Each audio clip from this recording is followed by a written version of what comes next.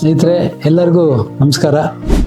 ನಾನು doctor T B Puttaraju ಅಂತೇಳಿ, ನಿವೃತ್ತ ಪ್ರಾಧ್ಯಾಪಕರು, ಕೃಷಿ ವಿಶ್ವವಿದ್ಯಾನಿಲಯ JKVK. ಇವತ್ತು ನಾನು ತಮ್ಮ ಮುಂದೆ ಬಂದಿರೋದು ಏಕೆ ಅಂತಂದರೆ, ಈಗ ಮಳೆಗಾಲ ಪ್ರಾರಂಭ ಆಗಿದೆ. ಜೂನ್ ಜುಲೈನಲ್ಲಿ ಸಾಮಾನ್ಯವಾಗಿ ಏನು ಮಾಡ್ತಿದ್ದಾರೆ ಅಂದರೆ, ಎಲ್ಲರೂ ಕೂಡ ಈ ಬೇರೆ ಬೇರೆ ಬೆಳೆಗೆ ಹೋಗೋದ್ರ ಬದಲಾಗಿ ಮಾವಿನ ಗಿಡ ಬೆಳೆಸೋದು ಉತ್ತಮ ಅಂತ ತೀರ್ಮಾನ ಮಾಡಿರ್ತಾರೆ. ಹಾಗಾಗಿ ಮಾವಿನ ಗಿಡ ಬೆಳೆಸೋದ್ರಿಂದ ನಮಗೆ ಲೇಬರ್ ಪ್ರಾಬ್ಲಮ್ ಸ್ವಲ್ಪ ಕಡಿಮೆ ಇರ್ತದೆ, ಮೇಂಟೆನೆನ್ಸ್ ಸುಲಭವಾಗಿರ್ತದೆ. ಹಾಗಾಗಿ ಎಲ್ಲರೂ ಕೂಡ ಯಾರ್ಯಾರು ಮಾವನ್ನು ಹಾಕಬೇಕು ಅಂತ ತೀರ್ಮಾನ ಮಾಡಿರ್ತೀರೋ ಅವರು ಮೊದಲನೇದಾಗಿ ನೀವು ವೆರೈಟಿಗಳ ಬಗ್ಗೆ ನೀವು ಯೋಚನೆ ಮಾಡಬೇಕಾಗತ್ತೆ. ಸಾಮಾನ್ಯವಾಗಿ ಮಾವಿನಲ್ಲಿ ನಿಮ್ಗೆ ಗೊತ್ತಿರಬೇಕು, ಹಣ್ಣಿನ ರಾಜ ಮಾವು ಅಂತಾರೆ. ಆದರೆ ಮಾವಿನಲ್ಲಿ ಅಲ್ಫೆನ್ಸೋನೇ ಮಾವಿನಲ್ಲಿ ರಾಜ ಅಂತ ಕರೀತಾರೆ.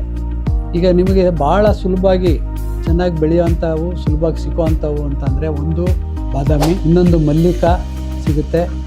ಇದರ ಜೊತೆಗೆ ನಿಮಗೆ ಅಮ್ರಪಾಲಿ ಸಿಗುತ್ತೆ.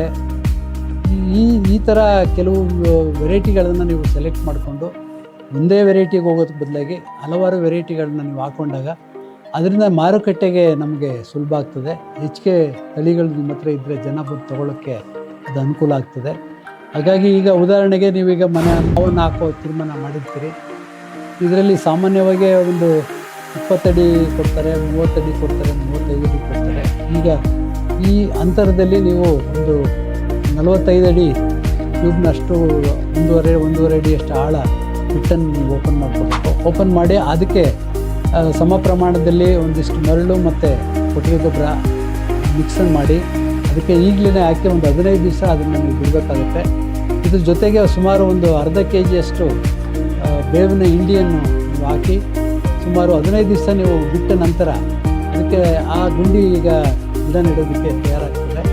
ನೀವು ಗಿಡ ನೆಡಬೇಕಾದಾಗ ಆಲ್ಮೋಸ್ಟ್ 1.5 ಅಡಿ ಅಂತರದಲ್ಲಿ ಆ ಗಿಡನ ನೆಟ್ಟು ಅದಕ್ಕೆ ಆಲ್ರೆಡಿ ನೀವೇನು ಮಣ್ಣನ್ನು ಹೊರಗಡೆ ಇಟ್ಟಿರ್ತೀರಿ, ಟಾಪ್ ಸಾಯಿಲ್ನನ್ನು, ಅದನ್ನು ಮೊದಲು ಮುಚ್ಚಬೇಕು. ಅದಾದ ನಂತರ ಮೇಲ್ಗಡೆ ಉಳಿದಿದ್ದ ಮಣ್ಣನ್ನು ಮುಚ್ಚಿದಾಗ ಗಿಡನ ಸುತ್ತನೂ ಕೂಡ ನೀವು ಅದನ್ನು ಪ್ರೆಸ್ ಮಾಡಿದಾಗ ಮಾತ್ರ ಆ ರೂಟ್ಗೆ ಆ ನೀರು ಕಾಂಟ್ಯಾಕ್ಟ್ ಹತ್ರ ಬರುತ್ತೆ. ಹಾಗಾಗಿ ಗಿಡ ಒಣಗದೆ ಚೆನ್ನಾಗಿ ಬೆಳೆಯೋದಕ್ಕೆ ನಿಮಗೆ ಅನುಕೂಲ ಆಗುತ್ತೆ. ಅದಾದಮೇಲೆ ಇದನ್ನು ಮರಿಬಾರ್ದು, ಯಾಕೆಂದರೆ ಗಿಡಕ್ಕೆ ಗಾಳಿ ಬೀಸಿದಾಗ ಅದಕ್ಕೆ ಸಪೋರ್ಟ್ ಸಿಗೋದಿಲ್ಲ.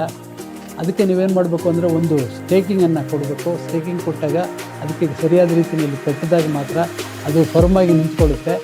ಹಾಗಾಗಿ ಅಳ್ಳಾಡ್ತಾ ಇದ್ದಾಗ ಅದು ಬೇರೆಲ್ಲ ಡ್ಯಾಮೇಜ್ ಆಗಿ ಗಿಡ ತೊಂದರೆ ಆಗೋದು ತಪ್ಪುತ್ತೆ. ಇದನ್ನು ನೀವು ಫಾಲೋ ಮಾಡಿದಾಗ ನೀವು ಹಾಕಿರೋವಂಥ ಗಿಡ ಚೆನ್ನಾಗಿ ಬೆಳೆಯುತ್ತದೆ, ಯಾವುದೇ ರೀತಿ ಲಾಸ್ ಆಗೋದಿಲ್ಲ.